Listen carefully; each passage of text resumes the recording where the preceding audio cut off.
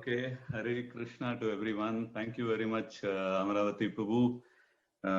Thanks for that.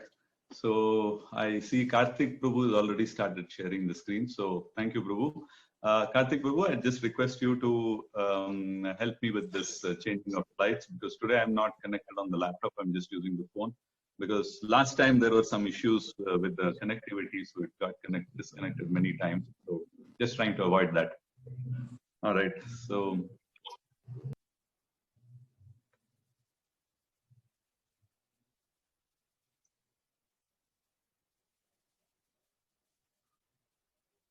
Okay, so once again, Hare Krishna to all of you. So today we will be looking at the 16th chapter of Bhagavad Gita. So that's like 2 more chapters, and then actually you all will be completing all the 18 shlokas. I mean, all the 18 chapters of Bhagavad Gita. So congratulations to you. So you're almost at the finishing line there. So. What is this heading of 16th chapter? This is called as the divine and the demoniac natures. So we will try to see what Krishna means by saying this is divine nature and the other one is demoniac nature. So they're the two opposites that we have. So we'll move on to the slides. We can start, Prabhu. Is that okay? Yes, Prabhuji, we can start. No problem. Yes. Okay. So before we get started, just wanted to pay obeisances to the Guru and then to Srila Prabhupada and to the Lord. So we'll just start with a small prayer. Om Ajnanatimirandasya Jnananjana Shalakaya Chakshurunmilitam Yena Tasmai Shri Gurave Namaha Shri Chaitanya Manobishtam Stapitam Yena Bhutale Swayam Rupa Kadamahyam Dadati Swapadantikam Namo Vishnupadaya Krishna Prestaya Bhutale Srimate Bhaktivedanta Swami Nidinamine Namaste Saraswate Deve Gauravani Pracharine Nirvishesha Shunyavadi Paschayata Deshatarine Jai Shri Krishna Chaitanya Prabhu Nityananda Shri Advaita Gadadhara Shri Vas Adi Gauravata Vrinda Hare Krishna Krishna Krishna Hare Hare Hare Rama Rama Rama Hare Hare. Hare Krishna. So Prabhu, Karthik Prabhu, can we just go to the next slide? Yeah, thank you. So let's try to quickly summarize what we saw in the 15th chapter, so that there's some amount of continuity that we will have for the 16th chapter. So like I said earlier, when we were doing the 14th chapter, that chapters from 13 till 18 are all introspective type of chapters, where Krishna is giving a lot of information which can be used as a practical application for our day-to-day life. And then it's like some sort of a test that we can put on ourselves and then see where we stand, and then so on and so forth. So this is how these chapters are evolving. So in this, the 15th chapter, it was also called as the Purushottam Yoga. So in Purushottam Yoga, first let us try to understand what is this. Okay, what is Purushottam Yoga? What is yoga? So you've heard this name yoga many times. So what do we actually mean when we say yoga? So sometimes it comes to our mind that sitting posture, sit in a certain way, erect, close your eyes, breathe through the nose, and then breathe in through the nose, and then breathe out through the mouth, and so on and so forth. So that is what generally comes to our mind when we talk about yoga. But if we try to look at the actual meaning of yoga in Sanskrit, then this is something interesting that comes up. Yoga is actually derived from a root word which is called as yuj, and yuj means to connect. It's a process of connecting. So it's a process of connecting what to what? It is a process of connecting ourselves, the self, to the Supreme, that is to Purushottam. And even this Purushottam, he is a Purusha, that is he is a personality, and Uttama, so he is the best personality. So connecting to the best personality is what this is all about. So in this, Krishna is actually talking about, or he's trying to give a visual description because too many abstract things are going on. So what he did was he came up with that tree, the banyan tree, and then the reflection of that banyan tree in the water, which is it's a perverted reflection, he calls it. And then he says, what exists in the spiritual world is existing in the material world, but it is reflected pervertly, or there is some distortion in the reflection. So everything looks a little topsy-turvy, and some distortions are also there. So if we have to understand the spiritual world, we will have to take a look at the material world, but look at it without all those distortions and without all that disturbances that is seen in that reflection. Then we'll get an idea of how the spiritual world is. This is how some acharyas explain the whole thing. And then what happens is, like, if you look at the previous chapter, there were some 4 or 5 major things that Krishna is saying. And he says, this is the best knowledge that I'm giving you. And then he is talking about the material world in the first, initially. So, Urdhva Mula Mada Shakha. So like that, he talks about this structure of the material world. And he is giving a visual description to help us understand.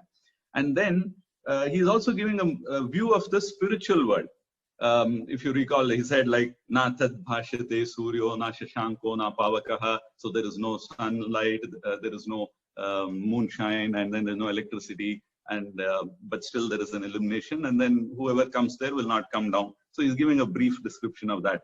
And then he is also talking about the living entities. What does he say? Mama ivamsa jiva luke jiva bhuta sanatana. So all the jivas, that is all of us, living entities put together, we are all part and parcel of me. I mean, you all are part and parcel of me. That's what Krishna is saying. So in this way, he talks about that. And then he is also talking about himself.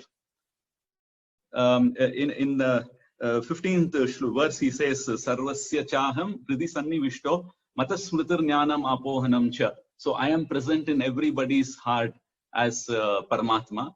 And I am the one responsible for giving you mata and smritir, jnana, everything. That is remembrance, forgetfulness, knowledge, all that is coming because of me. So like this, he is also giving a description of himself.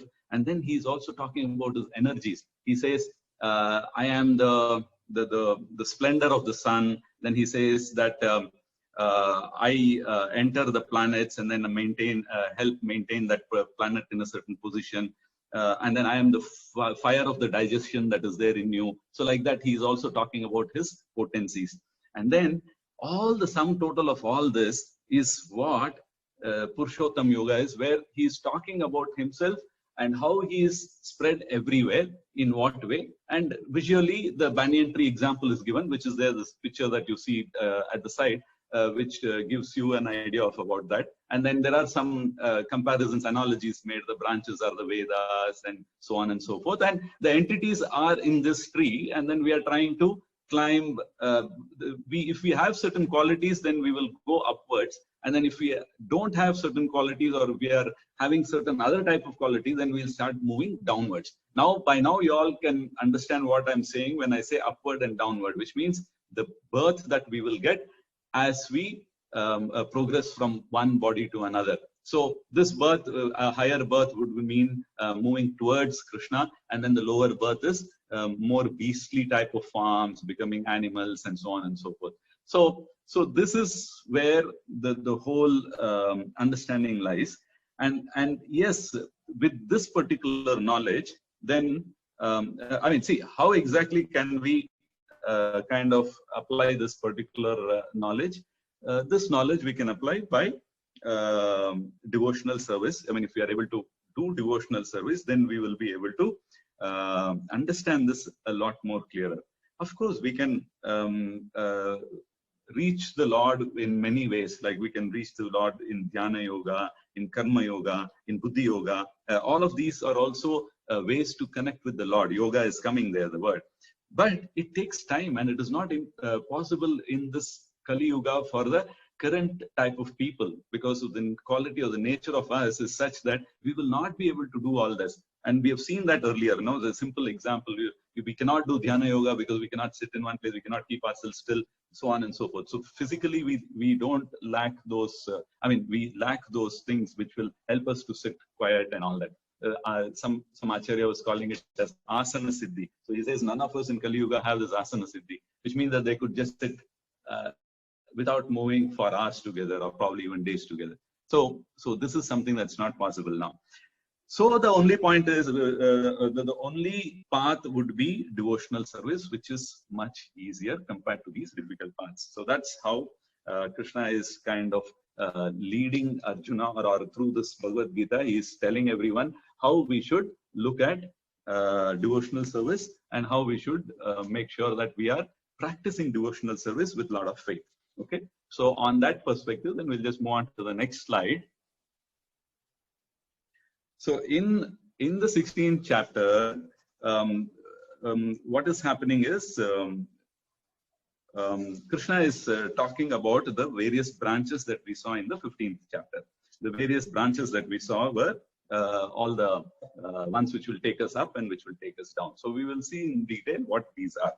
And this chapter is also not very long. It has got 20 shlokas. So we should be able to do well by completing it on time.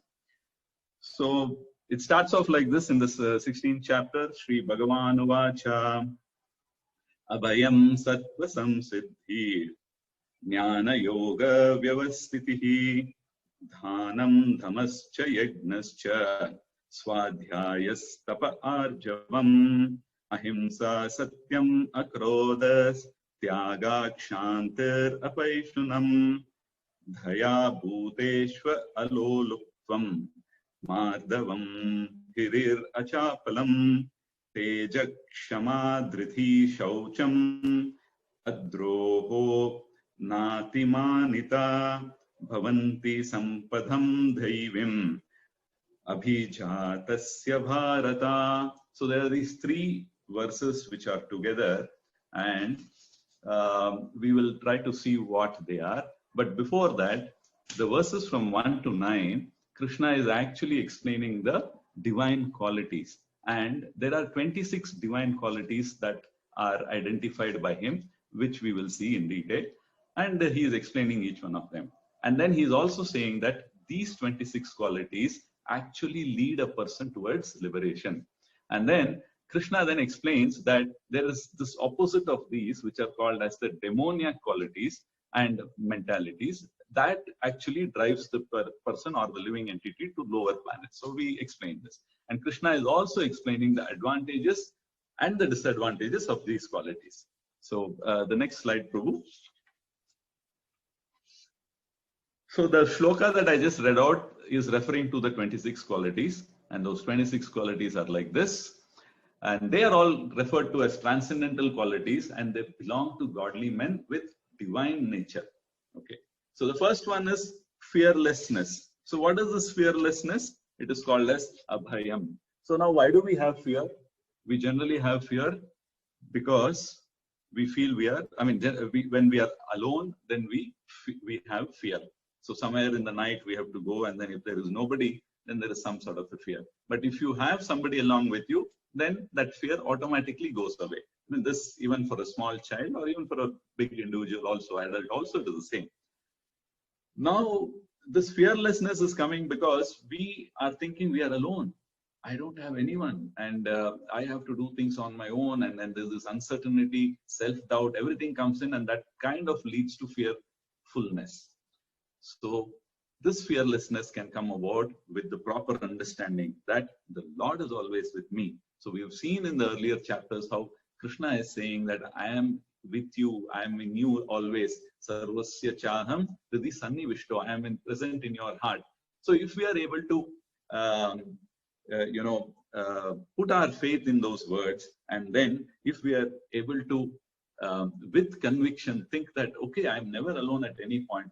I might be in the most darkest region of the world, but then I am never alone because Krishna is with me. So that will then convert to fearlessness. So this is another practical way of how to handle our fears. And this becomes more important for sannyasis, who keep moving around. Sannyasa is a certain, order of the society, which is a part of this varnashrama that is there.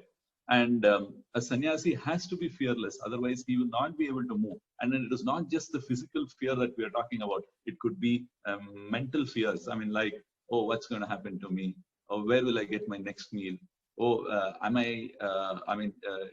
how will I be able to take care or do something? How will I be able to move from place A to B? I mean, any of these things, that is also a fear which comes. But then depending completely on the Lord will ensure that this fear, we become fearless. And then we'll decide that, okay, the Lord is there, he will take care. I don't have to be worried so much. It's like a child is, when the child is alone, then there's a lot of anxiety and fear. But the moment the father is with the child, then it is always in a joyous mood. He's always laughing, playing the fool, running around here and there, right? So in that way, when we know, when we have the conviction that the Lord is always with us, then automatically the first symptom of that is fearlessness. And of course, the second symptom is joy. We'll come to that. Then the next thing that is spoken about is purification of one's existence. See, purification becomes very important because what happens is, we have seen the different natures, the material natures that each of us have. And because of this material natures, we are in different positions that we are put there. And this positioning was like identified in the Varnashrama Dharma. So what is this Varna and Ashrama? There are 4 Varnas and 4 Ashramas. You know that. So the 4 Varnas are the Brahmana, then the Kshatriya, then the Vaishya, and then the Shudra. And then the Ashramas are Brahmachari Ashrama, then Grihastha Ashrama, then Vanaprastha, and then Sannyasa. So these 8 divisions used to, it used to help people to identify themselves in a certain way based on their qualities. And they used to follow the injunctions that were given there in that particular, what is pertaining to them. Like the Sannyasa Ashrama, there are certain do's and don'ts. And then Grihastha Ashrama, there are certain do's and don'ts. If you are a Brahmachari, you are expected to behave in a certain way. And then if you are a what do you call, Brahmana or a Kshatriya or a Vaishya or a Shudra, there are certain duties that you have to perform. So like this, it was all set, and then that thing was there. And that, following those, actually led to purification of one's existence. And so this purification used to come automatically. But for us now, we will have to find out the rules and regulations and then try to do that. A quick example would be like Sannyasa Ashrama. When Sri Chaitanya Mahaprabhu was here 500 years back, he actually took up the Sannyasa Ashrama after some years because he wanted to travel and then preach. And he thought, if I don't take sannyasa, then people, for whatever reason, I mean, he tried to reason with the conditions that existed during that particular period, and then he took sannyasa and he had his followers. So actually Chaitanya Mahaprabhu, we'll talk a little bit more in details towards the end on who's Chaitanya Mahaprabhu and all that. But now Chaitanya Mahaprabhu and his followers, he was actually a little strict with them, and then he wanted to ensure that everybody is following the rules and regulation. So there was this one incident that happens with the Chota Haridasa, who was one of his disciples. So this Chota Haridasa, it so happens in their course of wanderings here and there, and then moving around like how a sannyasi does, or the group of sannyasis do.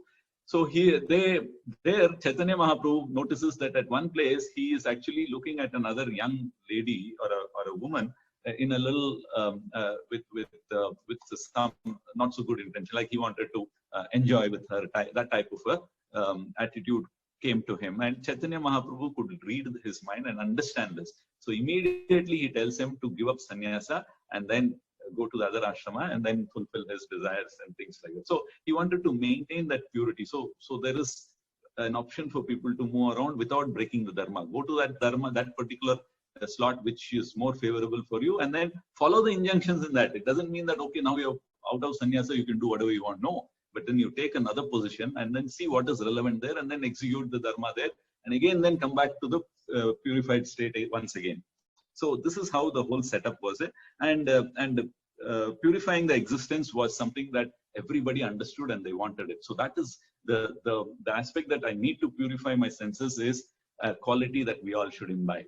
And then the next one is, of course, cultivation of spiritual knowledge. Because if you take the example of the sannyasa dharma, their job was only to go and then talk and preach to public. So that was like the society, their contribution to the society was in terms of guidance. and guiding them, telling them about the Supreme Lord, telling them about the plus and minuses of the lives that they are leading, and then trying to make them move towards God rather than slipping down in that banyan tree. So that was their contribution to the society, and that was the best social service that they were doing. Because if we have seen earlier, no, an individual, if we are able to give Krishna consciousness or make them go towards the Lord, that's the best social service that we're doing. So for that, then they need to know what is this knowledge all about. So cultivation of spiritual knowledge is another quality that is very important. And then charity. So charity is more applicable for householders or grihasthashrama people. So where one earns his livelihood honorably without cheating, and then spend up to 50% of that in Krishna consciousness or for God or God-related activities and all that. So like building temples or feeding the pilgrims, making things easier for them, or doing some yajnas and sevas and all that. So this charity is another quality that is identified as divine. And then Dhamma, which is like self-control. So obviously, I don't think I need to explain more on this, because there is some amount of self-control, self-restraint that is needed for any type of advancement that is needed. In fact, even in the material world, there is self-control if we have to achieve something. So this is another quality that we should identify and then accept it willingly.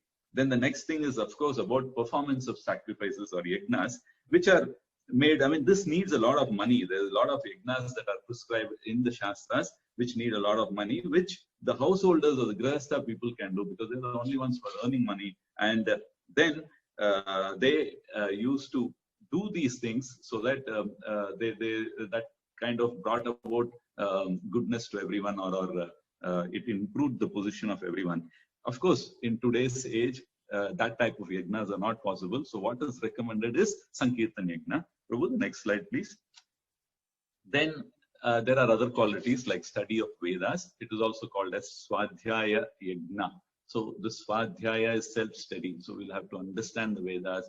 If we are not able to understand, go get connected to a parampara, to have a guru, and then serve him, and then try to learn from him, and then also try to analyze and think over it, and then try to realize the knowledge that is being given. So this is another quality that we should have. Then austerity is another quality. Austerity is willingly taking some difficulties to the body as well as to the mind. So which is like waking up early is an austerity. Sitting regularly for for this particular class that you all are coming and attending regularly, all the 18 days, that's an austerity, because there is a lot of things that you have to give up and then kind of make arrangements, make compromises so that you're here. So that is an austerity. So like this, willingly taking up some things is austerity, which is another quality that is identified. Then simplicity is also an aspect which we'll have to be aware of, and being very straightforward in our dealings, not trying to think too much and trying to think of moves and counter moves and all that. So be very simple, and that's a good quality. And then, of course, non-violence. Non-violence, one thing that I would like to add here, it is not a physical harm. See, non-violence, you can convert it. I mean, what is given in the shloka is ahimsa. Ahimsa means people think himsa is killing, so ahimsa is not killing. Okay, it also includes that, but it is not so extreme of killing. What they say is not ahimsa is, or himsa is arresting the progressive life of any living entity. So it could be even mental torture or giving some sort of a displeasure to somebody is also classified as himsa. It is not the physical act of harming somebody or killing that individual. That is not himsa. Even in the mind also, if we are creating some sort of a disturbance to that individual, even that is called as himsa. And ahimsa is ensuring we don't do any of these things. So that is actual non-violence. And then truthfulness is again not distorting the truth, especially Krishna and then adhyatmic things, and trying to say something which might sound very nice and easy. So Prabhupada or our parampara never believes in that. They just say the truth as it is. That is why the Bhagavad Gita is called as Bhagavad Gita as it is. And then it is just explained in the way that Krishna was telling Arjuna. So that is another quality. Then Prabhu, the next slide. Then we also need to be free from anger. Anger is something that kills everybody in the most terrible of ways. So the only way that we can be free from anger is by ensuring that we are not attached to anything. So freedom from anger, or seeking freedom from anger, trying to control our anger and making efforts to do that, which is by itself an austerity, is another quality. And then renunciation. So we have seen what renunciation is. If you just look at this word and its meaning, it looks like giving up everything. But that is not renunciation. We've seen in Karma Yoga how we are actually doing work without being attached to the results of the work. So renouncing the fruits of the work rather than the work itself is actual renunciation. So developing this quality is another aspect. And then tranquility, of course, so not being agitated too much with the going around all over, not being envious, and then maintaining the equilibrium. And then there is another quality which is called as fault finding, which all of us do. So we should also develop an aversion to fault finding, so that we try to look at the good in that person. So in fact, in the Adhyatmic path, you would have heard of this term Paramahamsa. That's a title that is given to people, to sannyasis. What is Paramahamsa? That means Hamsa is a swan. Paramahamsa is a title given to an exalted person. So it actually means that he is like a Hamsa or a supreme Hamsa. And the quality of Hamsa, of the swan, is that it would actually, when water and milk is mixed together, it can only take the milk and then leave out the water. So which means that this individual, he sees anybody. Of course, good and bad is present in every one of us. He only sees the good, or he takes the good and then he ignores the bad. Or even if he sees it, he will try to correct it. So he's not disturbed by that. But regular individuals are not like that. What is first, what we observe glaringly is the fault in that person rather than the good. So this is opposite of that. So we'll have to develop that particular quality. Compassion for all living entities. Of course, all this will happen only when we have compassion for living entities. This compassion we can get if we realize that they are also part and parcel of Krishna like us, and they are also going through all the suffering because of the karma, and the three modes of material nature is acting on them also like it is acting on me. So if we are able to put ourselves in their shoes, so to speak, then we will be able to empathize with them, and that compassion quality has to be kind of, we'll have to try to imbibe that. And then, of course, this freedom from covetousness, which is to do with sense pleasures. Next slide, Prabhu. So we should not be covert and then try to hide and then do things in that way. Then Hare Krishna, Prabhuji. Sorry for interruption. Actually, this meeting will end within 3 minutes. So you please continue. So if it gets disconnected, I request everyone to please re-log in. So the ID and password remains the same. Okay. Yes. Thank you, Prabhuji. Yeah. Hare Krishna. Yes. Krishna. Thank you, Mataji, for that reminder. So we were talking about gentleness, then modesty. Modesty is again the understanding that I don't know much, or even if I know, then we are not feeling proud about it and trying to show off. And then steady determination. All this needs a lot of steady determination. Otherwise, we will not be able to do it. We might achieve some of these for 1 day, 2 days, but that's not what it is. We should have steadiness, and we should be determined to do it. And we should follow this vigorously. So that's another quality. And then we should have qualities of forgiveness. Otherwise, we will carry that along in our heart, and then that will affect us, and it will show up somewhere else. And of course, cleanliness, fortitude is also there. Then cleanliness is not only physical cleanliness, but also in the mind. Having clean mind and a clean body. So that is another aspect of a Vaishnava. So that's a good quality. Then freedom from envy. This is something that we discussed in the earlier chapters also. That where Krishna is telling Arjuna, I'm going to tell you the most secret thing because you don't have any envy. That's how the 9th chapter starts off. So envy is an aspect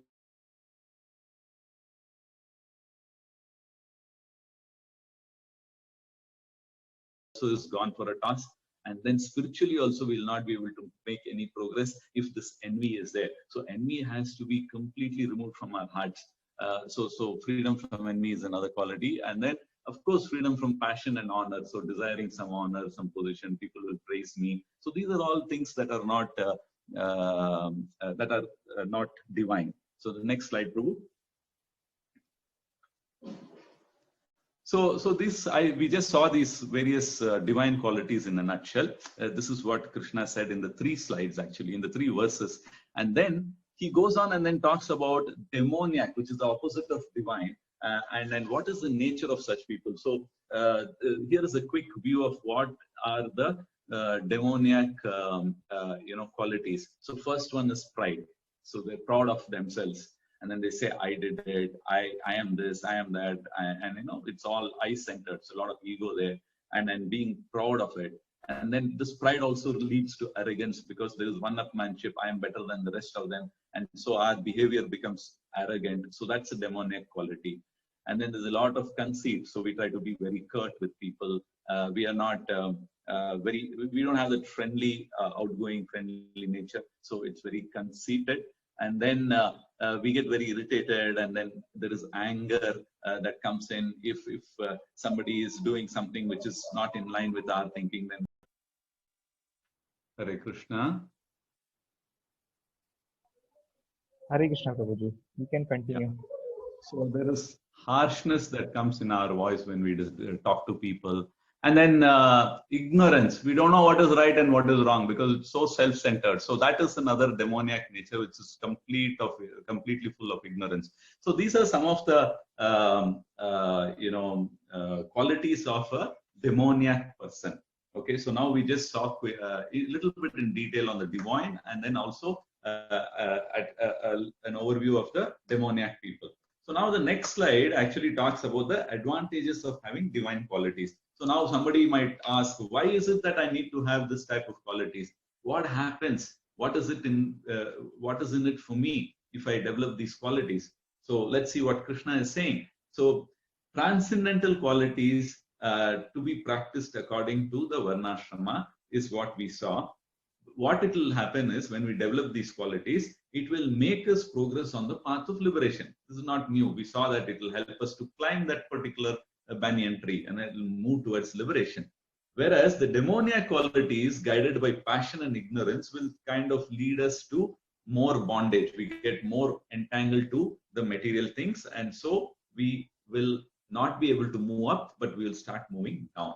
It degrades us to lower forms. And then birth as human beings or lower life forms, and then from there we start slipping down, and then finally we slip into hell. So actually this concept of heaven and hell and how gradually we might move there, or even suddenly also we might move up and down, is given. And this is the Purushottam Yoga thing that we are seeing, what we saw in the previous chapter, for which now more details about the branches are being given here in this chapter. Now, if you move on to the next slide, see, this might make some people a little apprehensive. Oh my God, I have all these things. I have pride. I have the arrogance. I have arrogance. I've become angry. There is harshness in my voice. There is ignorance. Oh, am I a demon? Am I having those type of qualities? So there's this doubt. And then the other good qualities, 26. Okay, they look so far-fetched and so difficult. Oh my God, so many. I mean, can I really manage all this, that type of a thing? So it's a little demotivating and discouraging, right? So actually Krishna is assuring after this that he is telling Arjuna, but Arjuna, you don't worry, because you were not born of these divine qualities. You were born of these divine qualities. You are not demoniac. So don't worry. And even though you are participating in this war where there is himsa, there is no ahimsa there, but still you are not demoniac, Krishna is saying. Why? Because you consider the pros and cons. You had a mind which dwelt on these. Should I fight the war? Should I not fight the war? All these things you did. So that is only possible if there are divine qualities. Otherwise, it is not. And then you are not under the influence of anger, or you don't have false prestige, or there is no harshness. So you don't have envy. That is what Krishna had said earlier. So there are many things that are not there in you, which is demoniac, and you have a lot of good qualities, which is divine. So you don't worry. That is what it's saying. And then Krishna finally says, even if there are demoniac, even if you are a demoniac, then you can change those qualities through good association. So he's giving a method to it, saying that even if by chance you consider yourself demoniac, you can still change yourself and come to the divine nature. So this is how Krishna is taking it forward. Now comes the time where we will just take a small detour in the next slide, and then try to understand a little bit more of this divine and demoniac natures in the next slide. Okay, so this 2-3 slides that we will see, Prabhu, the next slide. The 2-3 slides that we will see are taken from Srimad Bhagavatam. So in the Bhagavatam, we all know, I mean, the Bhagavatam is a Purana, and then the Puranas are always having stories of gods and demons. So now the Devas and the Asuras. One interesting point is that who are the Devas and Asuras? Do you know that they have a common father, that is Kashyapa Muni? He is the father of both.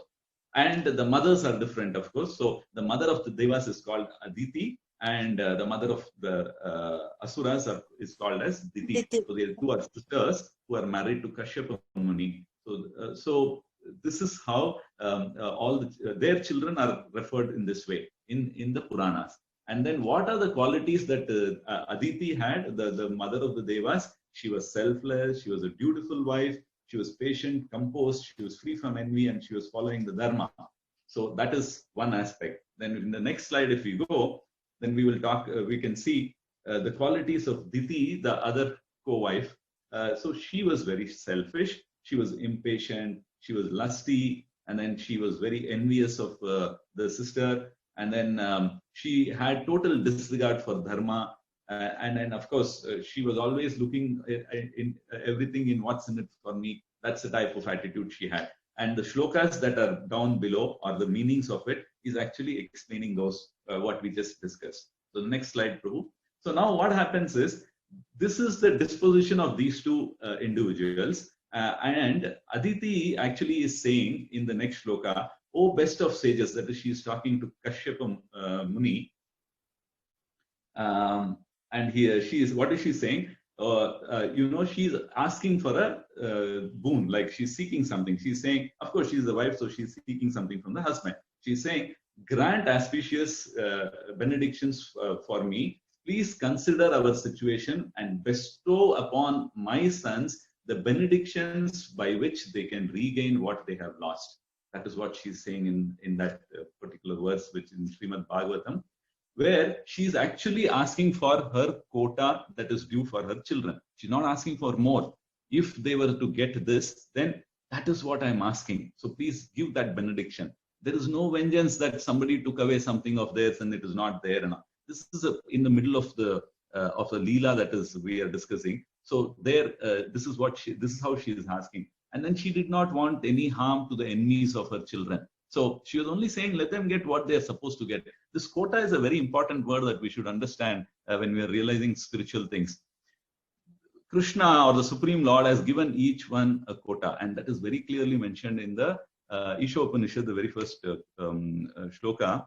Isha vasyam idam sarvam yat kincha jagatyam jagat tene tektena vunjita ma grida kasyas vidhanam. So Krishna is saying, each one of the living entity, the moment they are created and they occupy a body, there is a certain quota of things that is fixed for them in terms of food, in terms of anything, all the things that they can enjoy in the material world.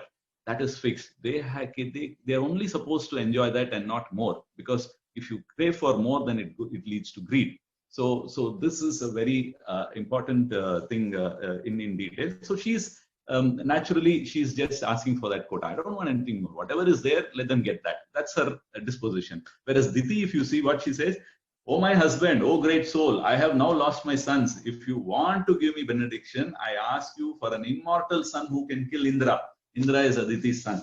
"I pray for you for this, because Indra, with the help of Vishnu, has killed my two sons, Hiranyakashipu and Hiranyaksha." That is what is coming in that shloka. So not accepting the blame. Why they were killed? Because they were demoniac. She didn't accept that. My sons are good always, so they just killed. And then kill the enemy, whoever you consider the enemy, let them be like vanquished. Then scheming and manipulating. And then also there is determination from lower. These are all like, demoniac qualities that is there. So from this, we can understand the nature of the people.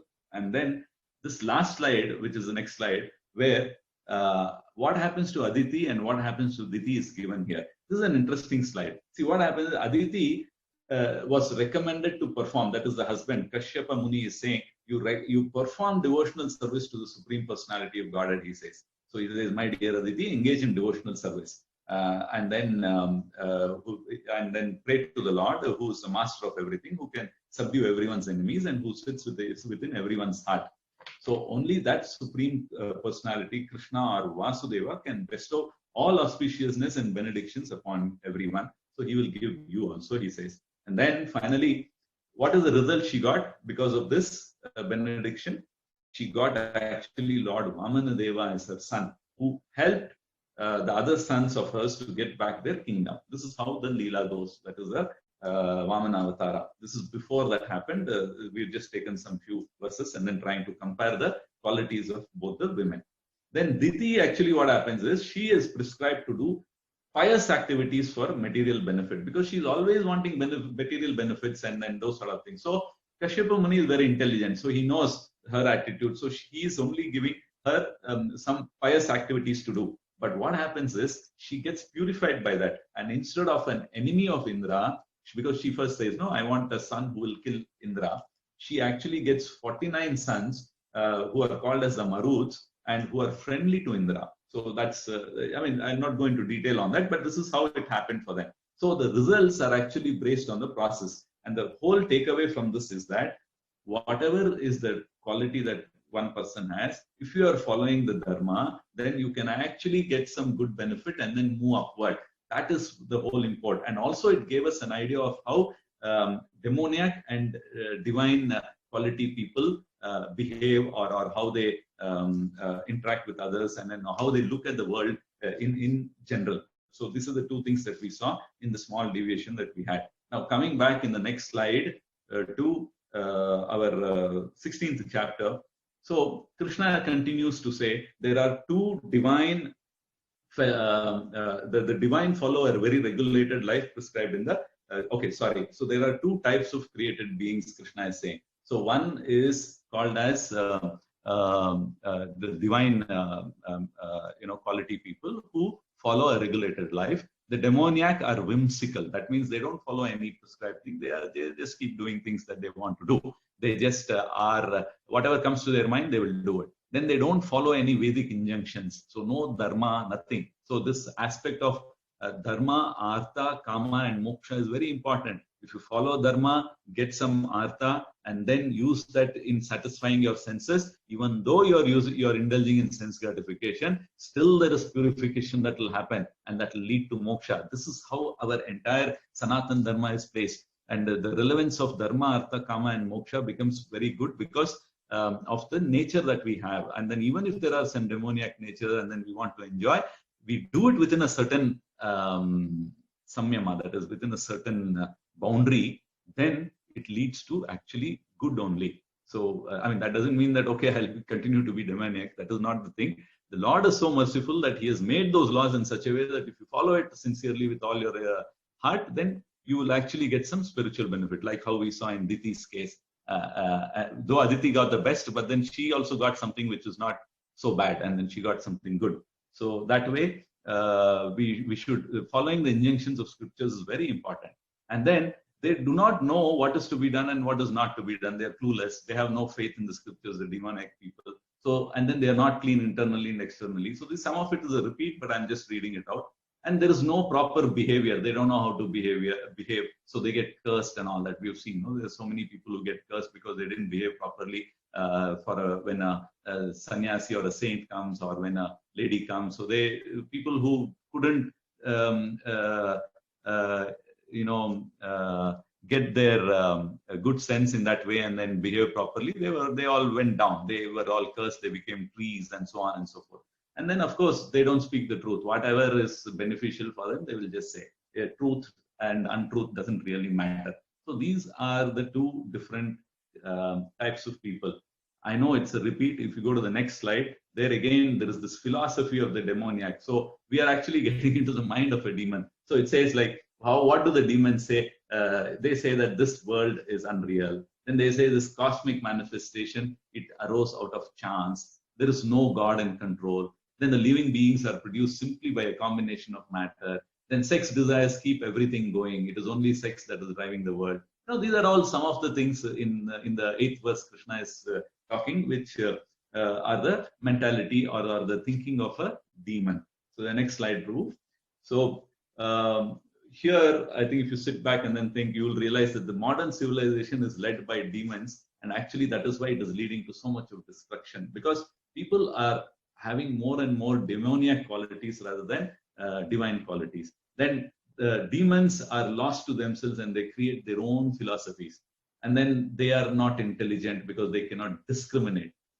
Discrimination is very important, and then they cannot discriminate between themselves, their body, and other things. Then they try to enjoy this material world to the maximum. Let me maximize my pleasure, my enjoyment. That's their attitude.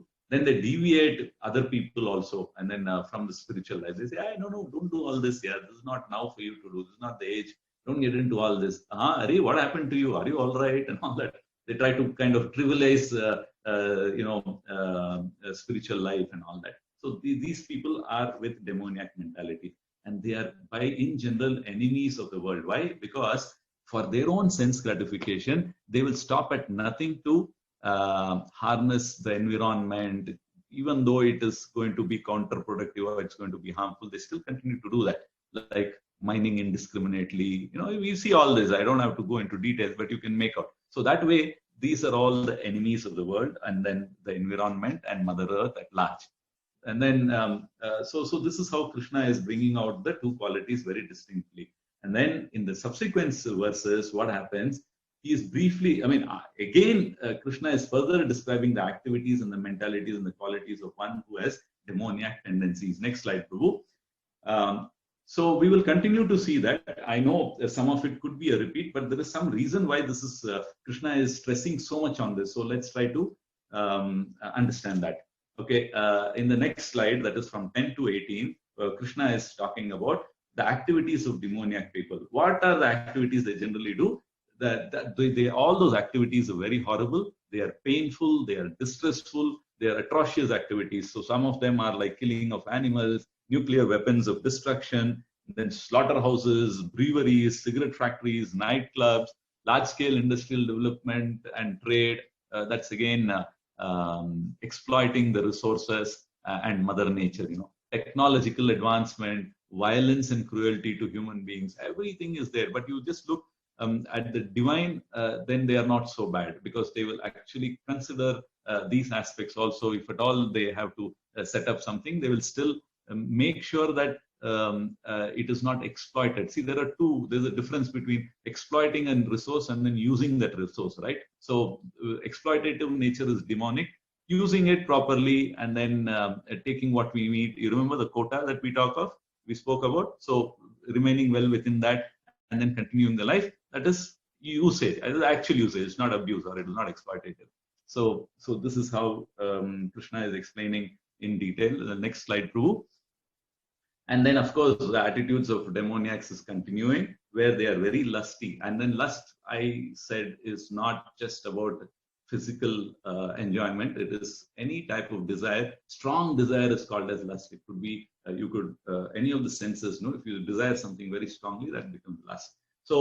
So this lusty thing will keep increasing the desires for sense enjoyment. That's the attitude. So generally people say, okay, I will get satiated, let me do all this and then I'll be okay. No, it's not like that. Because if you yield to it and then you try to indulge in the sense pleasures, then it is like you are fueling that particular desire. It is not going to get satiated or it will get over. No, it doesn't happen that way, because it will burn more vigorously, and then it will so the next time then you will have to, there is no way that you can control it, so it goes on like that. The only way that can control is with self-control, with following dharma, then artha, and then kama. So kama is there, which is enjoying the senses, but that is also based on the principles of dharma. Then it is controllable, otherwise it is not. It is like a nuclear reaction, which is controlled and uncontrolled. Some of you science students will be able to relate to what I'm saying. So where a controlled reaction is always good, like that. So that is one aspect on the lust. Then, of course, they are very proud because they think that they are responsible for whatever they are and wherever they are. They create their own God and principles of religion. They'll come up with their own philosophy. They'll say, no, that is all nothing here. It is like this. You tell me, I'll tell you. I've seen life more and I know and all that. And then they are more and more attracted to sex and wealth. They are unclean. That means they are attracted to wine, women, gambling, meat eating.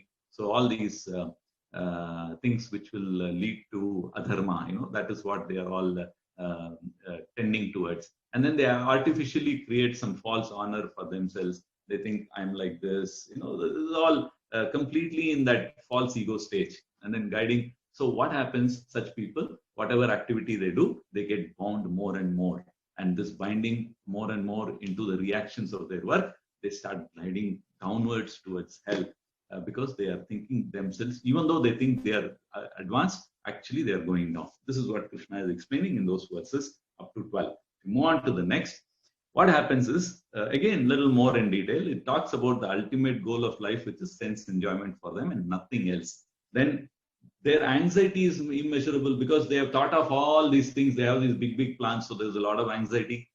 Oh, how do I achieve it? Oh, is somebody coming my way? If somebody is coming my way, then I have to eliminate him, or I'll have to find some way to kind of hoodwink him or fool him, or eliminate him completely. Those sort of things. So you're binding yourself more and more. And then unlimited desires. Of course, desires, if you yield to it, then it keeps on growing, and then you want more and more. So this is also there. And then they don't believe in life and life after death, because if they start believing in life after death, then they will realize that, oh my God, I've done so much nonsense, I don't know what's going to happen to me next. So at least that belief was there. Then it would kind of hold them to some extent of not doing these things. They'll think twice, should I really be doing this? But they don't believe, so they don't think about it. And then there is no faith in the super soul. There is nothing, and they continue to be engaged in sinful activities. So this is the disposition of those people. The next slide talks about a wonderful example of such a man. Next slide, Prabhu. So Duryodhana we are talking about, where is completely the mentality of demoniac is explained here. They are enamored by possessions and they plan to improve them. They want more and more. I want this, I want that. They'll go and then bid every auction and then try to acquire the trophies and things for themselves, paintings. I want this also, I want that also. I want to own this team, I want to own that racing team. And they are in that mode of passion, and they believe in their own strength. They think, whatever I am, I've achieved by my own strength. Duryodhana is a typical example of that. And then there is no faith in karma. So whatever I do, that's it. They don't believe in the results of it. And then they are envious, obviously. Competitive they are, and then they think themselves as greater than the supreme. They almost think they are God. They are at one end they become megalomaniacs, and then they only believe in machines and not in yajnas. So the next slide, Prabhu. So in this way, Krishna is going on and on. I mean, look at how much he is saying this so that we understand this particular nature. Another wonderful example of this demoniac quality is, you can see in the picture, which is Hiranyakashipu. So we have, that's the father of Prahlad. So how he built in a system where he ensured that nobody worships Lord Vishnu and they worship Hiranyakashipu instead of that. So he's a total megalomaniac. That's it. And then he manufactured their own god, and then slowly, showy performances of yajna. So they want all, grandeur, show off, everything, those sort of things. And then, that's another example of the demand. The next slide, too. Then we are coming to a little more a critical thing. The demoniac actually envy God, and then the Vedic scriptures and devotees of God. So because they're so envious, they realize, I mean, even if they come to know about God in some way, they envy the Lord. If they believe in God also, then they'll start envying the Lord. And then, of course, in the Vedic scripture, that's what Hiranyakashipu did. And then they think themselves to be God. I explained that. And they are unable to tolerate devotees' advancement. So seeing only devotees' faults, despite his numerous good qualities. So they will only see faults. And then they'll blaspheme the real religion. They'll say this is all nothing. Then they'll think themselves independent and powerful, and they'll neglect to prepare themselves for a better next life. The whole point is that they are failing miserably. They might be successful in their life, but they are failing miserably in their preparation for the next life.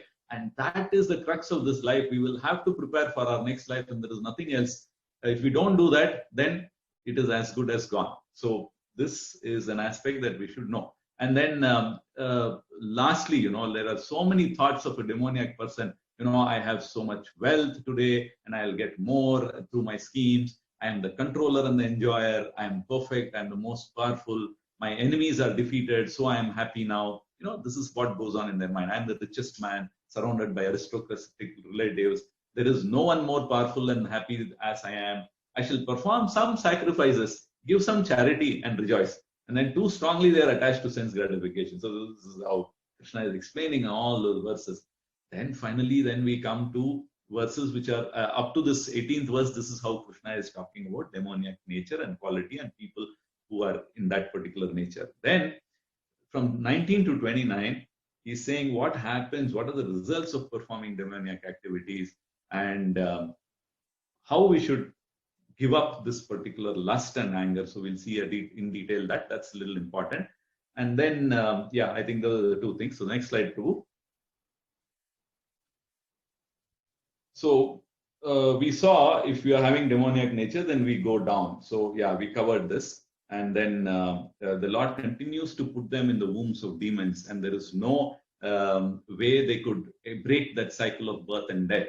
And we saw even in one of the shlokas, whatever nature you think of when you're dying, that nature you will attain. So a demon, his nature is only these things, so he will attain that same nature. So he has to go into the womb of another demon and then be born as a demon again. So it continues for him. And then by showing that mentality, you are incurring more and more karma, which binds you even more. So your list of karma that you will have to go through, the suffering or the enjoyment, is keeping on increasing. So you are ensuring that you continue to remain there by cultivating these demoniac qualities. So the only option Krishna is saying is break this, come out of this demoniac cycle and try to imbibe or get some divine qualities also.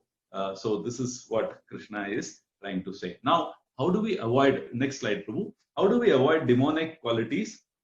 In demoniac qualities, we have to avoid lust, anger, and greed. These are the gateways to hell, is the import that Prabhupada is explaining here.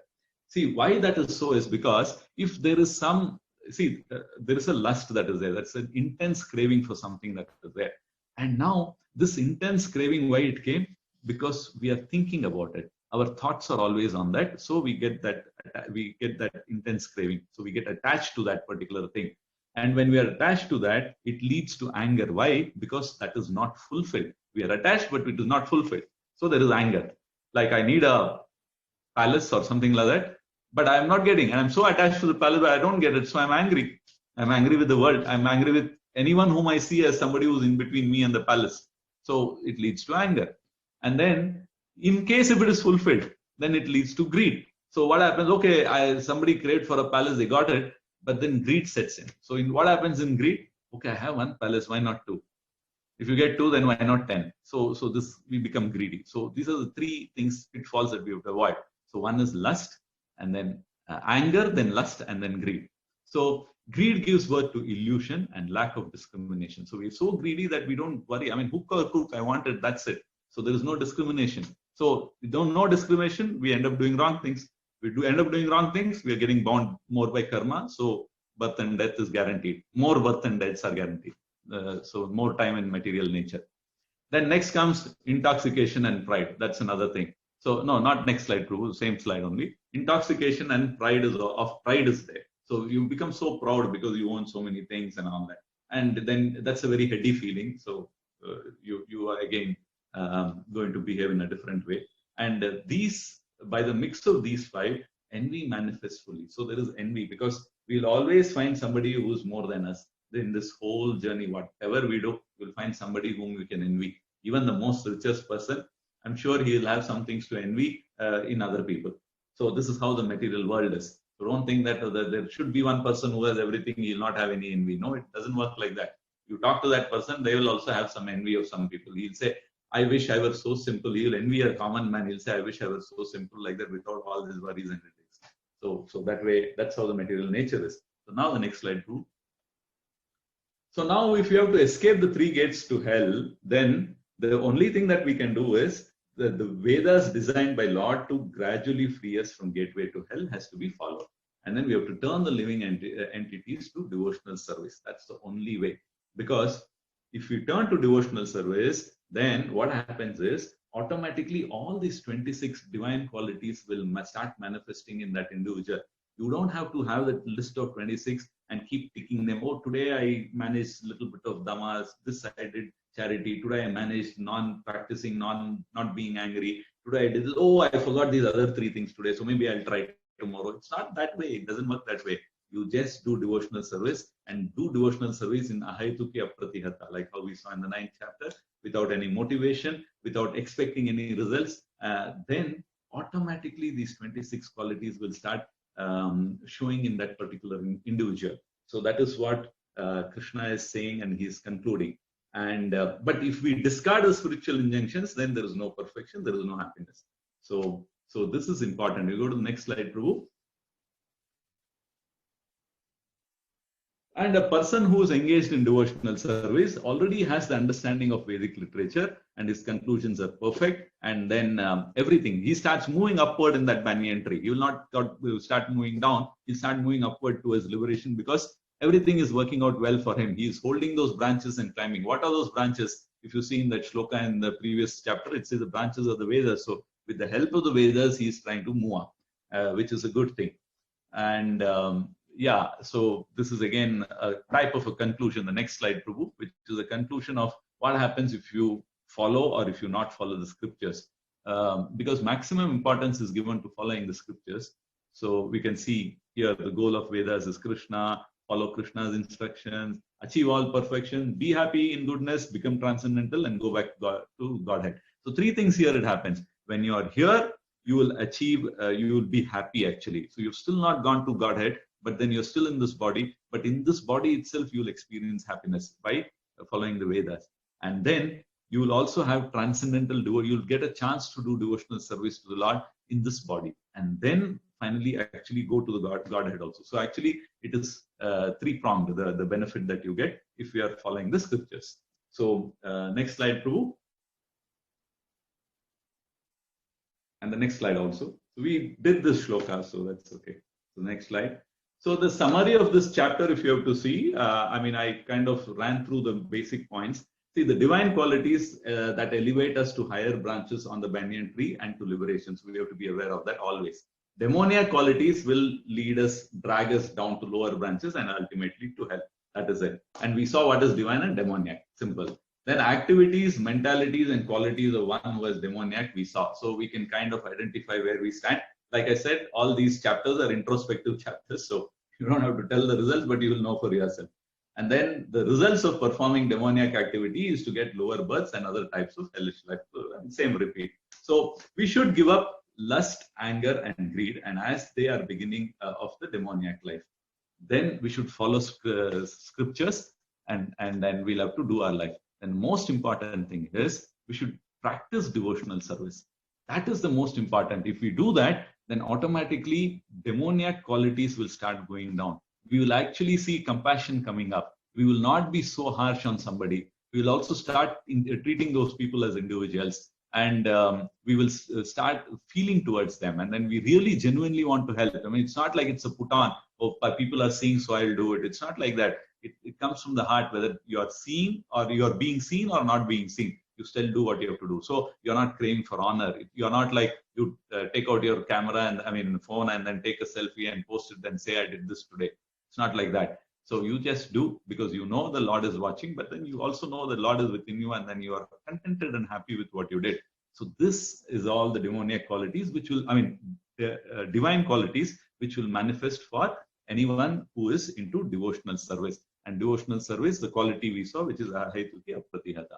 So I know I repeated, but these were very important aspects. It's kind of concluding on how we will have to understand the importance of devotional service, and also be cognizant of divine and demoniac qualities and know which to choose, and then use the discrimination to choose wisely. So on that note, I'm just stopping here. There is one pastime, the next slide, which I just want to briefly talk about, another 2-3 minutes, and we can end. So I told you about Lord Chaitanya Mahaprabhu. Chaitanya Mahaprabhu is an incarnation of God, and he was here 500 years back, and there is an actual pastime that happened, which was the deliverance of Jagai and Madai. So Jagai and Madai were 2 drunkard demons. So all the 26 qualities that we discussed now, none of them were present in them. And then we saw some 6 or 7 demoniac qualities. they had all of that in full, plus some more they had actually. So they were so demoniac. So that was their at their temperament. And you can see in the picture how the two individuals who are like falling. That's when they realized, but otherwise they were never so humble. So when they were walking around, they were like they were in the same period when Chaitanya Mahaprabhu and Nityananda Prabhu, that is incarnations of Krishna and Balarama, had was happening in Bengal. That is when they were there, and then it goes on to show how they come in contact with Nityananda Prabhu. In fact, they behave badly with him and they injure him also. And Chaitanya Mahaprabhu becomes very, very angry with them because these are ruffians, and then they had none of those good qualities. They are demons, 100%. So because they were actually, they kind of caused harm to Nityananda Prabhu, Chaitanya Mahaprabhu becomes very angry and he wants to kill them actually. He pulls out his discus. But then Nityananda Mahaprabhu says, don't do this. Remember, the reason why you have come is not for killing, but to kill the ignorance and the demoniac quality in people, and not the people themselves. Then he kind of becomes happy with Nityananda Prabhu for his forgiving nature, and then he blesses these two individuals, and then they turn into wonderful devotees. In fact, in the pastime it is said, when he blesses them, blessing is what you take all the bad things to yourself and then give the good ones. So when the Lord is doing that, when he blesses them and he's placing his hand on their head, for a moment, Nityananda, Chaitanya Mahaprabhu is actually golden complexion. He is Gauranga, he's called. He becomes black for a few seconds, his whole body becomes black. That means that much of karma they have to take out from this individual. And then the change of heart or the changeover happens for this individual. So here, what is of relevance is how Chaitanya Mahaprabhu is giving the mercy even to a demon. And what would have happened if this mercy was not there? They would still be taking birth after birth, trying to take away their sins and all their negative things. So one by one, a little mammoth. I mean, it's a never-ending talks. It looks like it will go on for millions and millions of years. But all that kind of was nullified, and then Chaitanya Mahaprabhu took that, and that is the costless mercy of the Lord.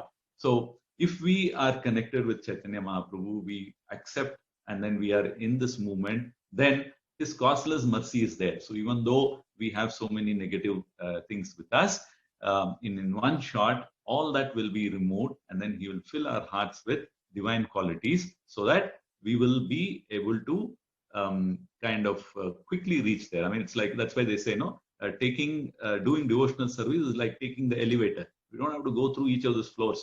We just jump to the topmost floor by just pressing a button. So that's how devotional service is, and how beneficial it is, and that is what it does to an individual. So this is something that is very, very important, and that is why it is called Raja Vidya, Raja Guhyam, and all of that we saw. So let's try to imbibe that, and then continue to do our devotional service with more rigor, and try to completely kill all our demoniac qualities and inculcate divine qualities. On this note, I will stop here. If there are any questions or comments, please go ahead. Thank you.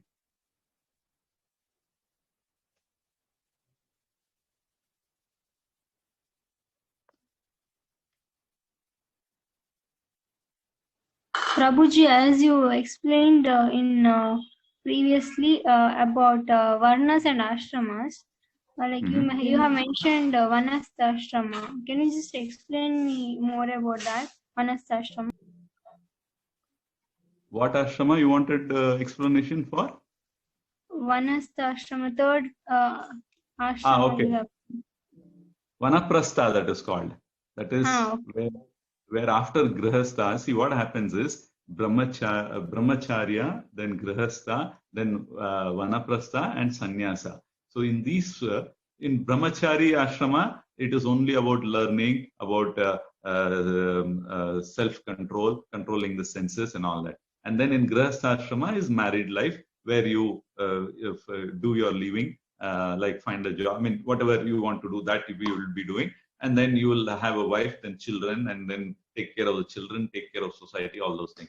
Then after a certain stage of doing that, you can't do that endlessly. Then vanaprastha kicks in. So they say 25 to 50 years is grihastha ashrama. Then 50 onwards, it is vanaprastha, where you give up, you start giving up all the attachments to the worldly duties or activities, because the children would have grown big. So this is the time to kind of retire.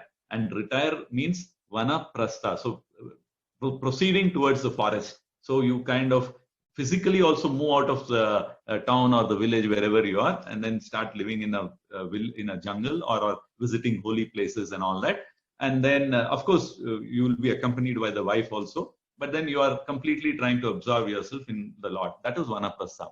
After doing this for some years, then what happens is you bring back the wife and then live in the son's house, and then, I mean, he's in that body, like till death, he will continue like that. So this stage of vanaprastha is between grihastha and sannyasa. So it's like an in-between stage. I hope that clarifies. Yes, Prabhuji. Okay, thank you. So anybody else has any comments or questions, please go ahead.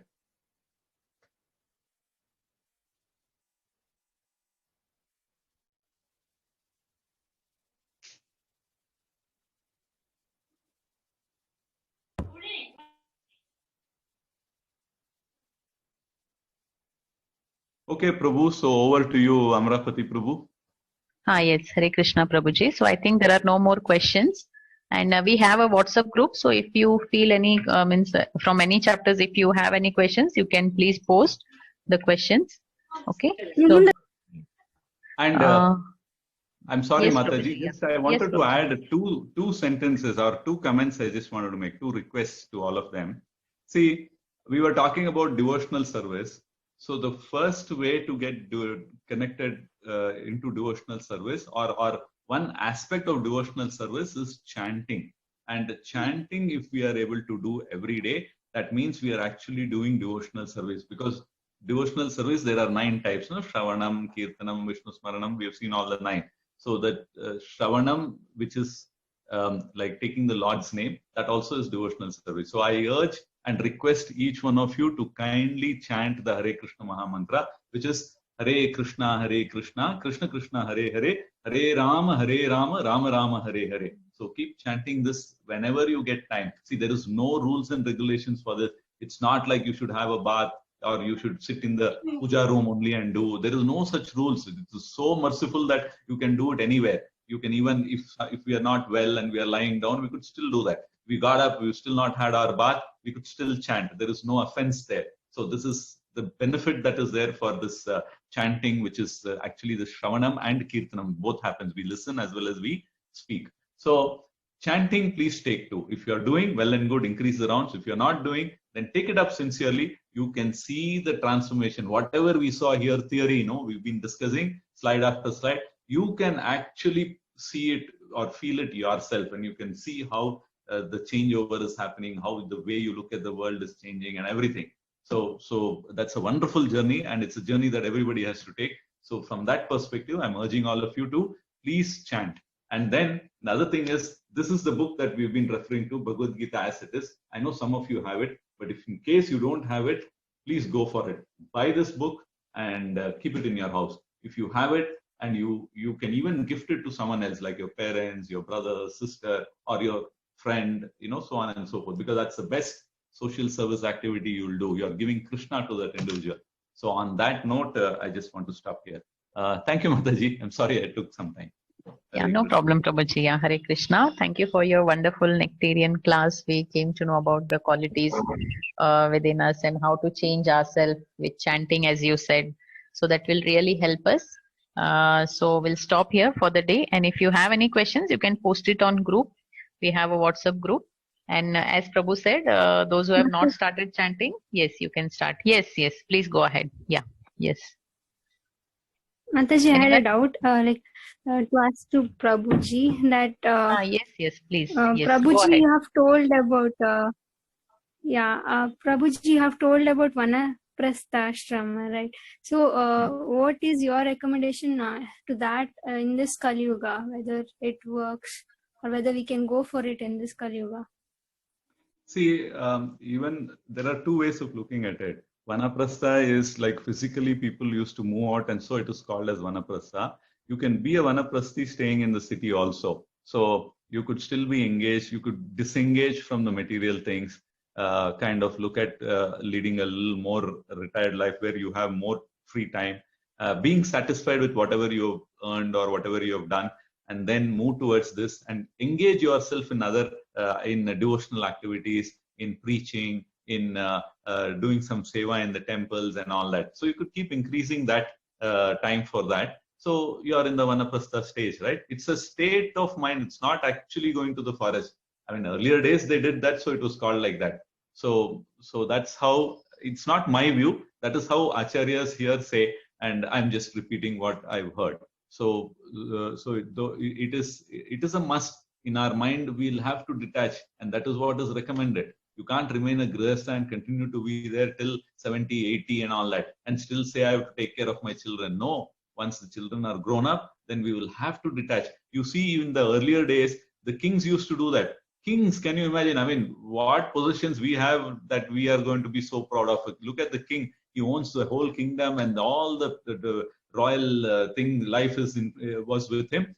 He gives that up. He chooses a capable son, makes Pattabhisheka, he does, he crowns him the king, and then they just walk. That's it. They don't turn back. They don't sit and see, how is my king son ruling? No, they would have given him all the knowledge, everything, and then the dependency on the Lord is there. So all this we should be aware of, and we should appreciate the good thing in this, behind this.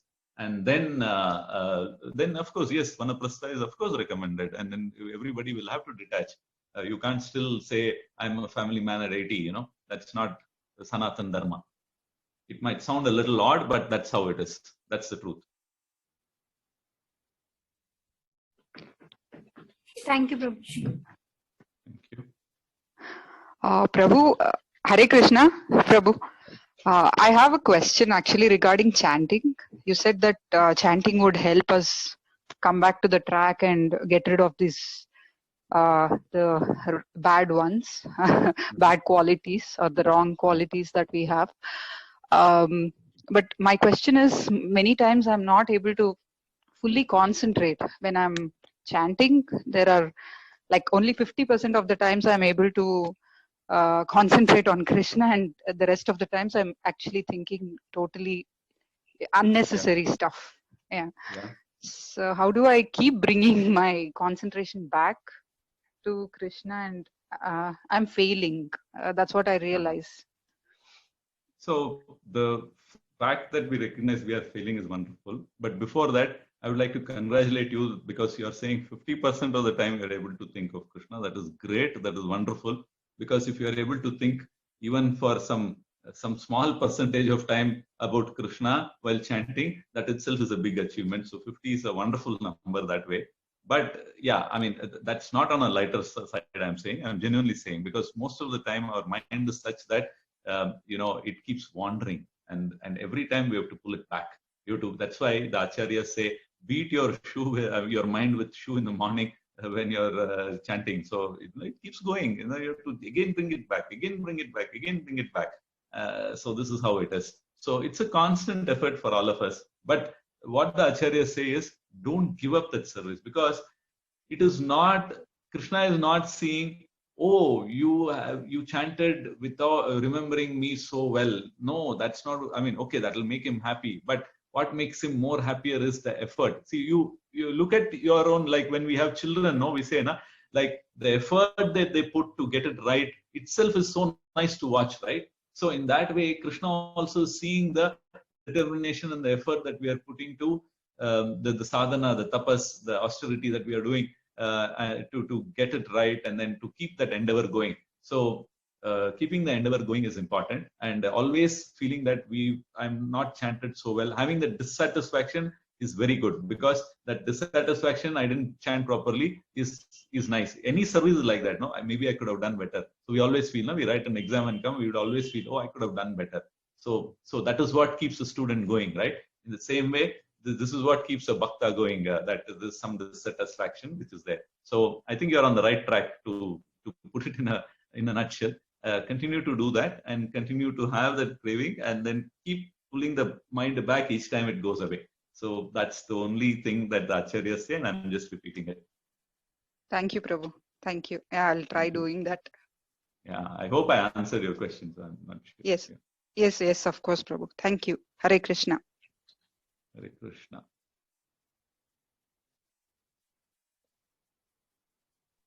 So, do we have any more questions? Anyone wants to ask something to Prabhu? So we can ask. Yeah. So I think there are no questions. Yes, Prabhu. So thank you so much, Prabhuji, for your wonderful association, for your wonderful class you gave us for 2 days. Yesterday, Purnanandini Mataji was there. It was really awesome. So thank you so much, Prabhuji. So we'll see you. So I request everyone to join this coming 2 days, because only 2 days are left. So we can just take the advantage of joining this class, and we can know more things. Yeah, and we can finish, means like in this auspicious month of Purushottam and Kartik, means you can see, okay, we finished Bhagavad Gita, like that is the thing. Okay, yes. So anyone wants to ask something? Yes, please go ahead. Yeah. Okay, no one is there. Thank you, Okay, Prabhu. fine, Prabhuji. Yeah, Thank thank you. you everyone. Yeah, thank you, Prabhuji. Hare Hare Krishna Krishna. to all of you. Dandavat Dandavat pranam. pranam. Thank you. Thank Hare you. Krishna. Yeah, yes. Thank you, Kartik.